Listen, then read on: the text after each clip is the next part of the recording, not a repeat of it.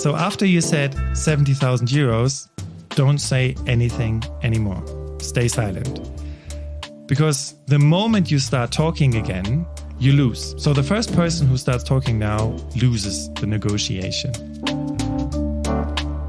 Hello and welcome to Inside Deutschland, your guide to careers in Germany, Season 2. This podcast provides you with insight into working in Germany and tips on how to navigate opportunities and challenges across the German labor market. I'm your host, Jessica Schuler, a Germany-focused career coach, trainer, and international educator. As part of the Inside Deutschland podcast, I interview people from all over the globe who've been successful in Germany and who have interesting insights and expertise on what working in Germany is actually like so you can learn from their experience.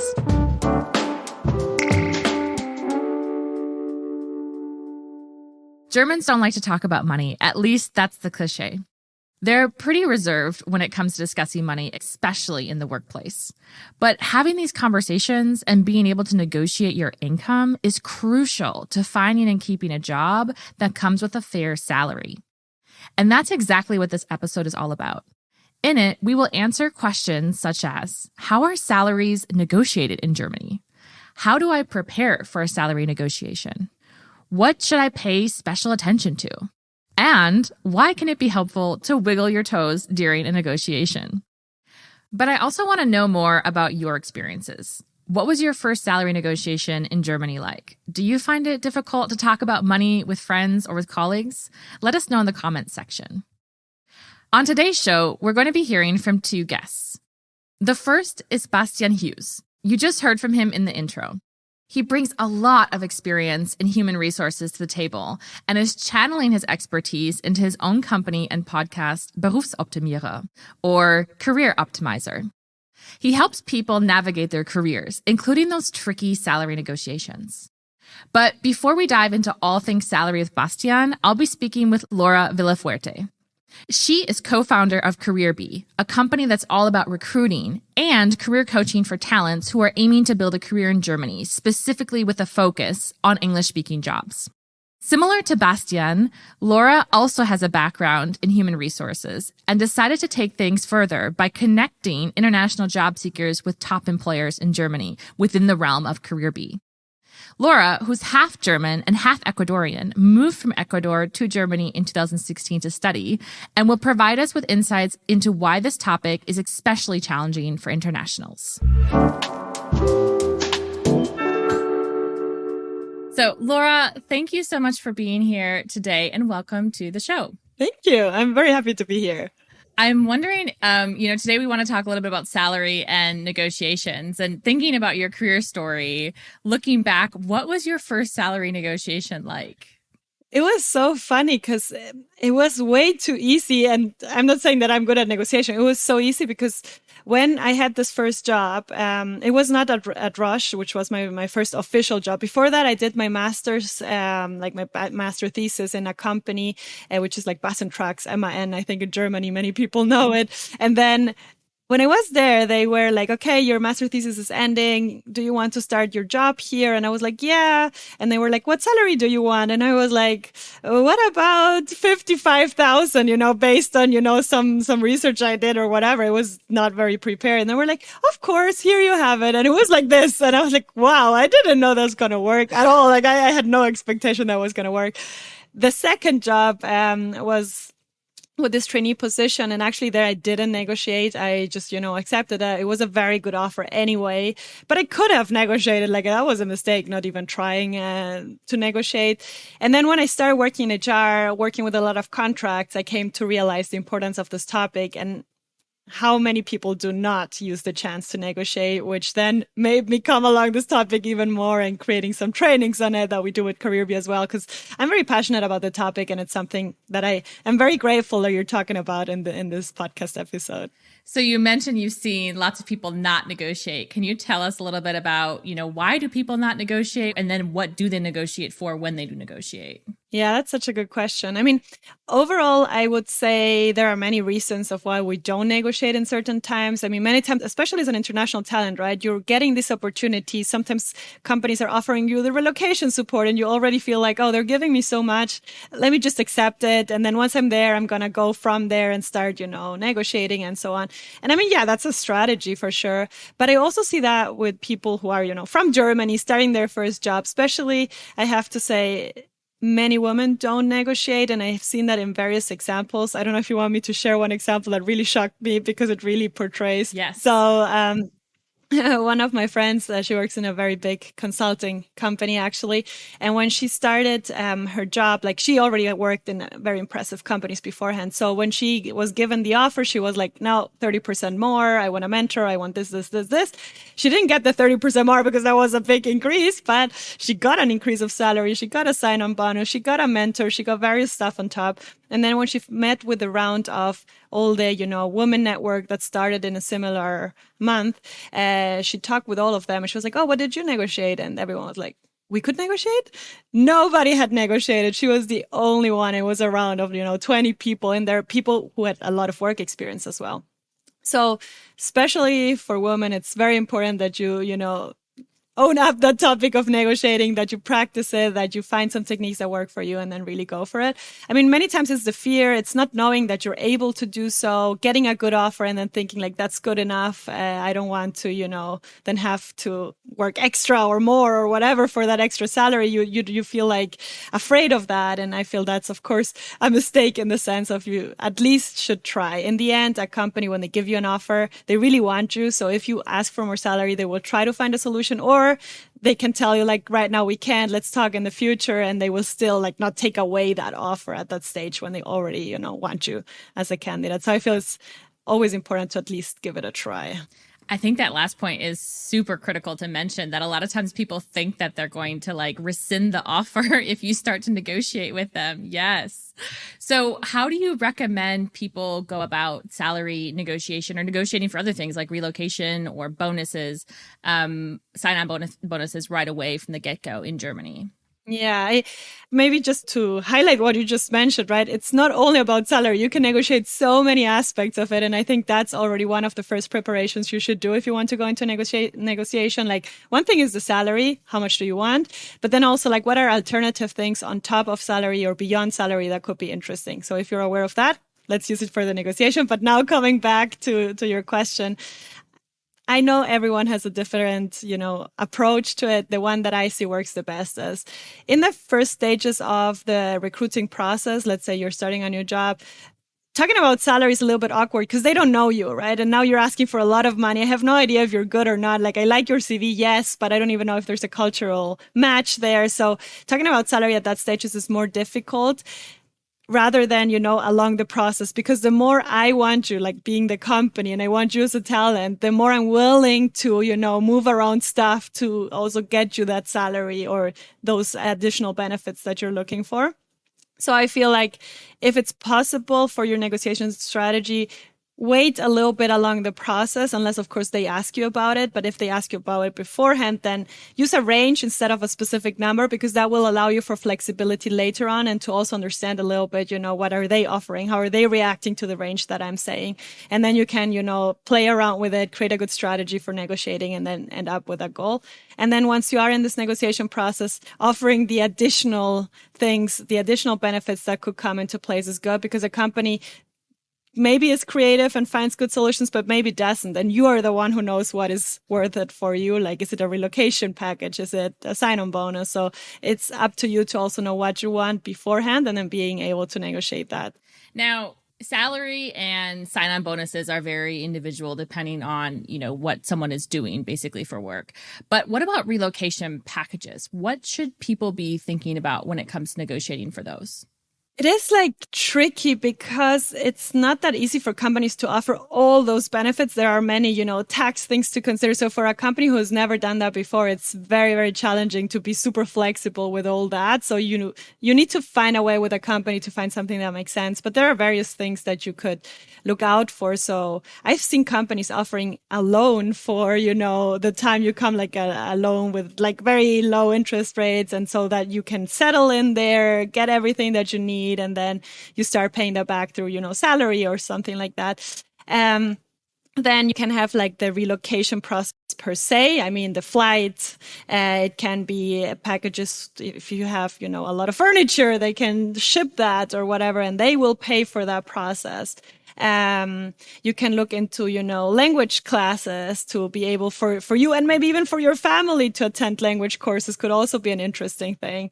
I mean, there are so many options, to look out for. So I would also ask the company, like, did you already hire international? Where, the standard packages that you offer? What are additional things we can think of? For me, language is important. For me, the kindergarten of my children is important. How can you help me with that? Okay. So especially for internationals, it can be difficult to understand what a fair salary is, even if they've done their research online. And so I don't know about you, but a lot of the times I hear from people, oh, well, my friend is making this amount, so I think I should be somewhere in that range. Yeah. And they might be completely off, right? So how do we know that what we're being offered truly is fair? Yeah.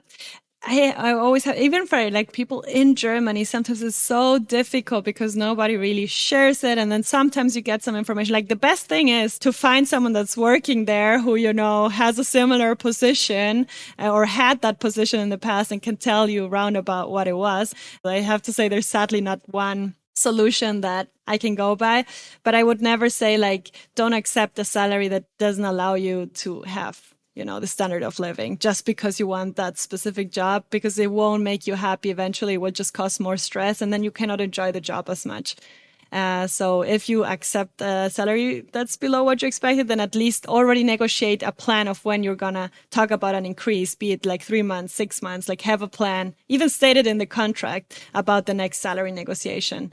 Are there any common mistakes that you have seen over the years that internationals, make when they're negotiating their salary?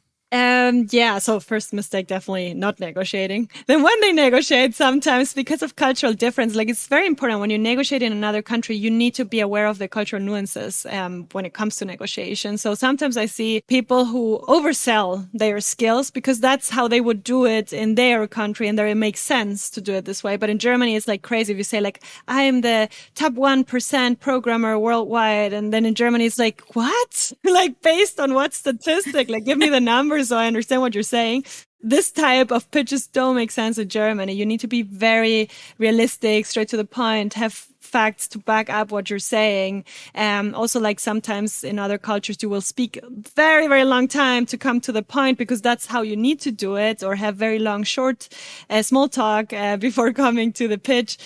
In Germany, it's more straight to the point. So these cultural nuances that you're not aware of might cost you your salary negotiation in the end. So it's very important that you're aware of them.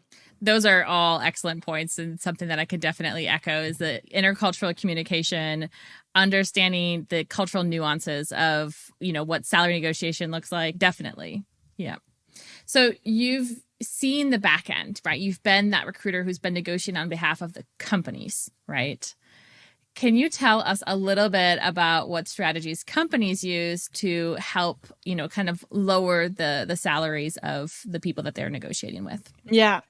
So something that's the typical is like they have arguments prepared that you cannot like go against, or it's very difficult. Something like, sorry, we're not allowed to pay more. These are like internal regulations. And then you're like, okay, what should I say next, right? Like internal regulations, whatever that means.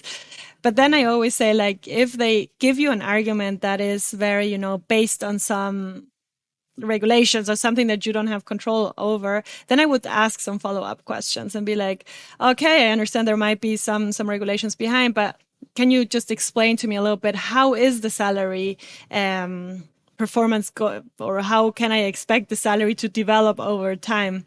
So you start asking more questions to get more information to understand if it's actually that unflexible or not.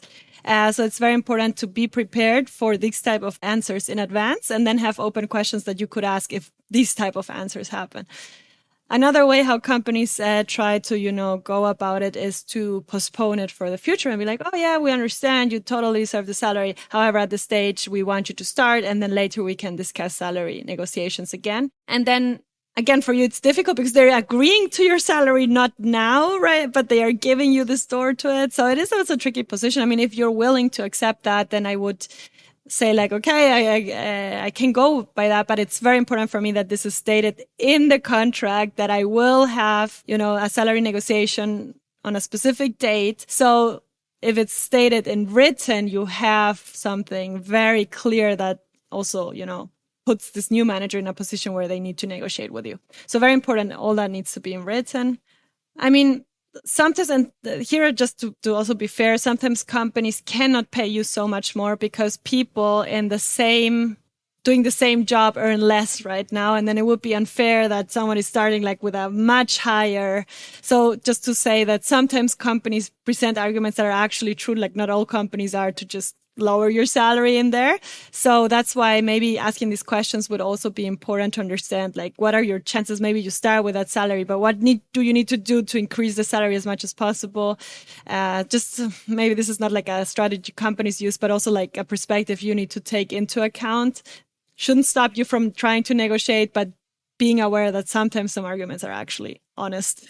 I think the part about this, like internal regulations, or this is just how we do things here, or this is our company policy is another one. It's like, but is it? Is it really? And most of the times it's not. It's just sometimes. But that's why you need to come back with questions on that. I remember the first time my husband actually pushed me on that. He's like, they're saying that, but that's not true. And I pushed back, and it was really the case that like it became very easy to then negotiate. And all of a sudden that company policy disappeared. Exactly. So it's a great thing to remind people of. I think also this point about get everything in writing. So if they say, well, after 1 year, you're going to increase your salary by 5,000 and the next year by 10,000, whatever it may be. Right. Get that in writing. That should be in there. Just like you would have that in a rental contract or something similar. It needs to be in your work contract as well. What do you generally recommend to people when they are planning on, looking for that next career move? I've heard some coaches say you should go up 20% in salary or 15%, like you should have that type of goal. What do you normally tell your clients? This is a very good question. I just feel like it depends a lot on your personal motivation. So I've seen many people who started off with, a good salary already, and now they're like, the salary is good and everything. Like, I don't want to go down, but I don't necessarily need to increase it. What I want is more flexibility or what. So it's really about like what motivates you, what could make you more happy in your personal and business life. Because I feel nowadays more than ever, we're mixing personal and private because things have, become more remote. We work from home. So all things are mixing up even more. And that's why it's even more important to think what matters to you. If it is salary, because you feel like with this current salary, I cannot go for it, then your goal definitely needs to be like, let's increase salary by 20%. The exact percentage, I would say, depends on what type of lifestyle are you looking for. So I always go from you as a person, like, what is the goal you have? What life do you want to live? How do you picture yourself in the next 2 years? Where are you standing up in the morning? Like, where are you living, so to say? So all these things matter. And based on that, you take a decision and negotiate according the percentage or according, additional benefits. I love that. It's really, the takeaways are you definitely should be negotiating. Yeah. First of all, absolutely. Know your worth and negotiate for that and make sure that happens basically for yourself, or make that happen for yourself. But then also think deeply about what it is that is going to make you happy personally and professionally. And salary is only one component of that. It's not the main thing. Right. It's an important thing, but it's just one part. Absolutely. Yeah. Laura, thank you so much for being here today with us and for your excellent tips around salary negotiation. I love talking with you. So it was very interesting for me as well.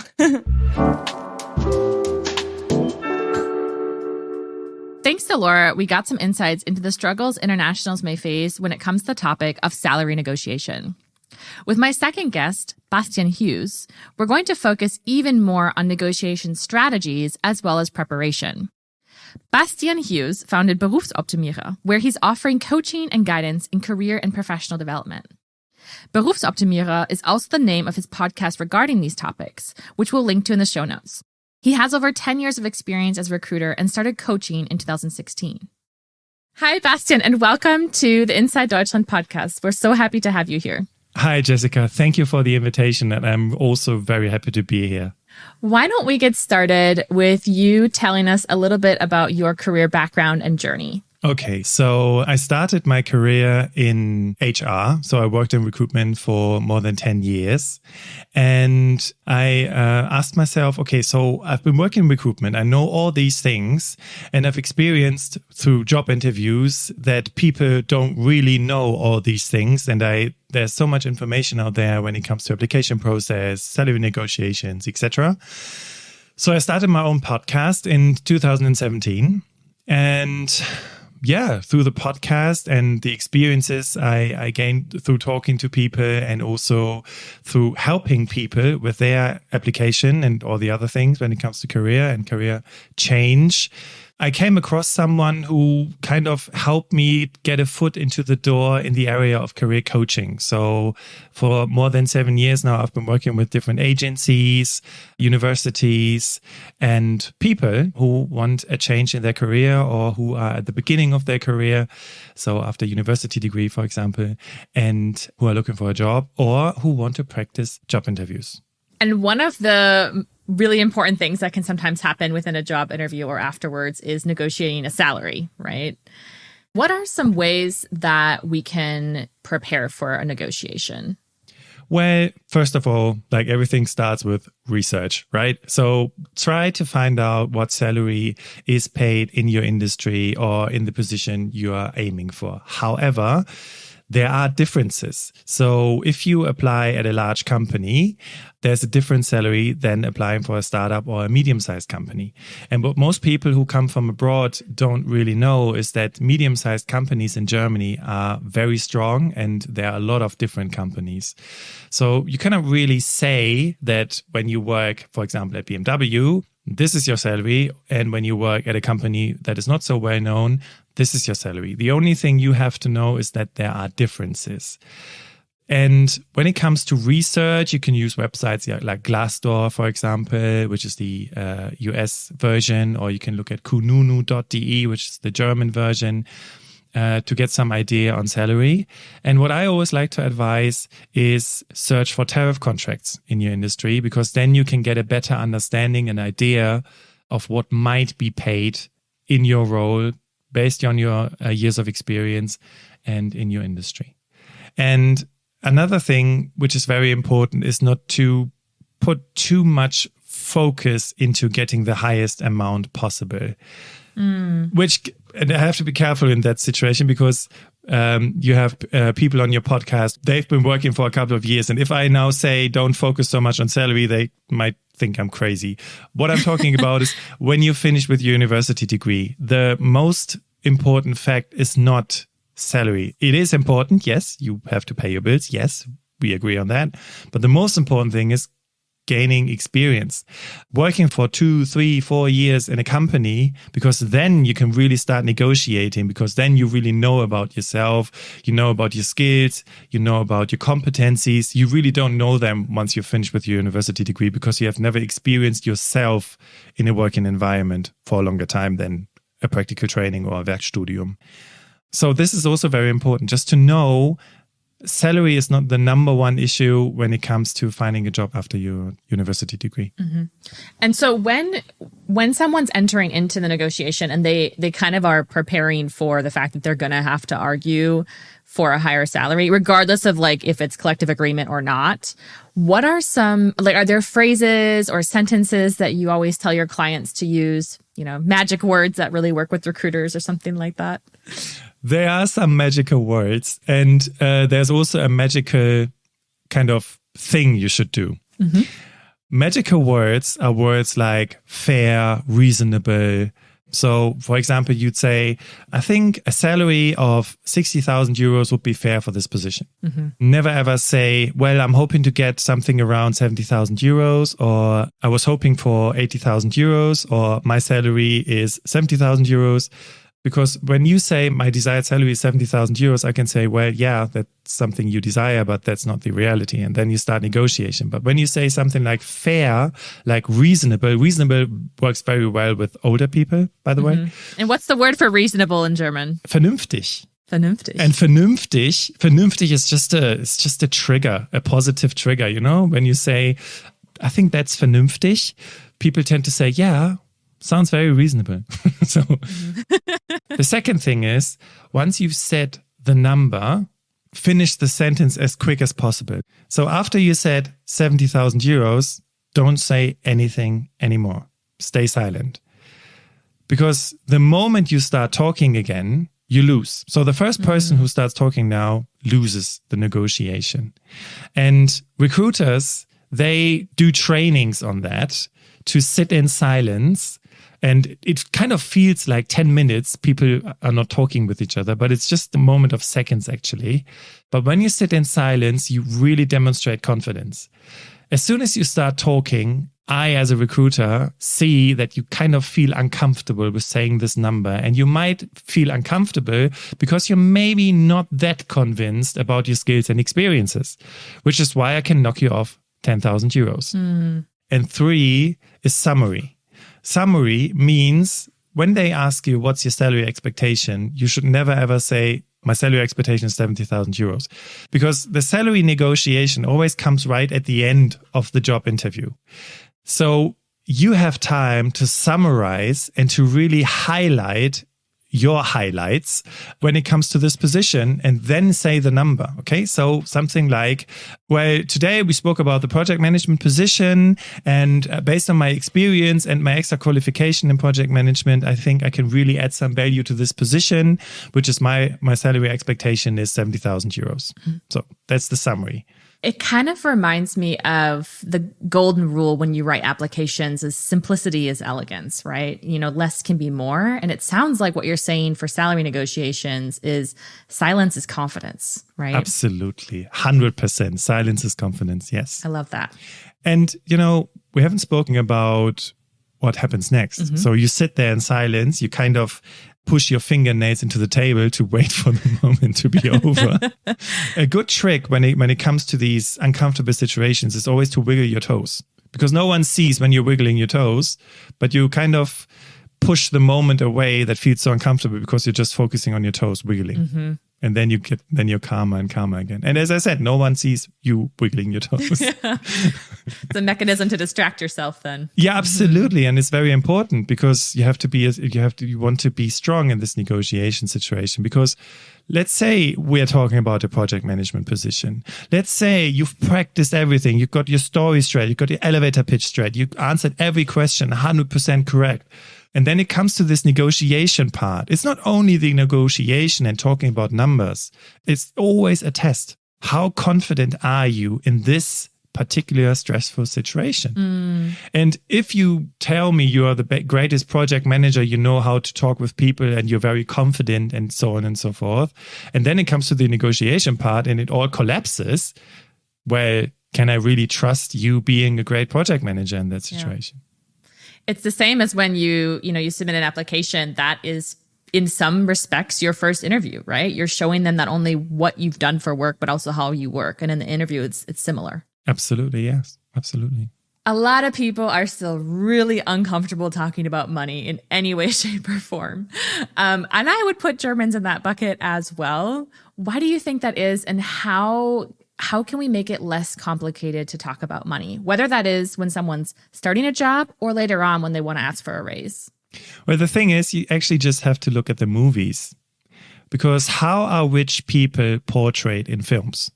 Apart from Batman, of course. But how are rich people portrayed in films?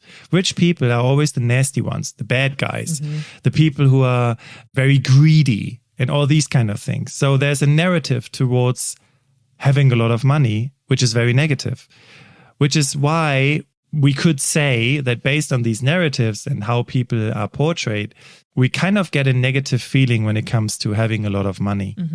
And the most challenging part is when you've did a great university degree, you have lots of good references, you start negotiating and the salary is even higher than the one your parents get paid.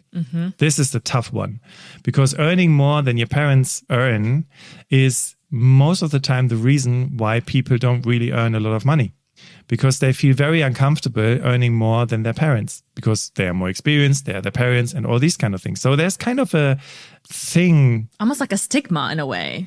Yeah, it's a stigma. You're right, and it's negative talking about money because, as I said, rich people are always the bad guys. And on the other hand, it's uncomfortable because people always tend to think when they negotiate about the price of them. Okay. So I kind of think that 70,000 euros is what I am worth. And when you say, no, Bastian, I'm paying you 65, my confidence decreases because I think, what? I'm not worth 70,000 euros? I'm such a great guy. What's going on? So the first thing when it comes to overcoming this stigma, this negative feeling, is to understand that you're not negotiating the price of you as a person. You're negotiating a product, and this product is your work. And I'm just wondering, for people who are considering leaving their job, but maybe worried about, I haven't been here for 2 years yet or 3 years, any of that, or will I really be able to move up salary-wise? What are some of the kind of rules of thumb that you have? Is there a minimum amount of time that someone should stay at a job? Is there a good time to change in order to increase your salary? Yeah. So 2 to 3 years is quite good. And what you also have to know is that when you've been in a job for 1 year, I mean, recruiters are not stupid, right? They see you've been in the job for 1 year, you want to change jobs, you haven't learned that much, right? You haven't built so much experience yet or expertise in that particular area. So it's always important to know that the person on the other side has an idea of what is paid in that industry. And as a rule of thumb, you can always say that when changing jobs, around about 10% should always be possible for a salary increase. When you do the same thing, when you want to move up the ladder, we're talking about 20 to 30% salary, higher salary. And then for people who are not on work contracts or are not on salary positions, what type of negotiation tips would you have for them? So freelancers, artists, etc. Well, know your price, know your value. And don't so much focus on websites like Fiverr.com, because Fiverr.com, the idea is for the first job you're asking for, this is what you're paying, a very low amount. But when you're happy with the work, you pay the real amount. So when it comes to freelancing, when it comes to not working on a working contract with a company, and you start, the customer knows, based on your website, based on references, that you're not so long in the industry yet. So your price might be lower than someone who's been working in this industry for 10 to 15 years. And this is also an advantage, right? Because you might bring a lot of value to that company. And what you can always do is you can kind of say, this is like a first price for this first work. And if you're happy with that, I'm confident that you will book me more often. And then the price is that. So this is something you can communicate, for example. One last question for you. What would be the no-go things that someone could do in an interview or a negotiation that would just totally turn off the recruiter and cause someone really to eventually lose the job? Please don't start crying when you don't get the money you're hoping for. That's one important thing. Okay. This especially counts for people who are already in the job and who try to negotiate a higher salary in their job. Please don't start crying. You lose. You lose everything. And the negotiation is over, because how can you really work with that? The most important thing, and that's where it comes to confidence and positive thinking when it comes to salary negotiations, is stay calm.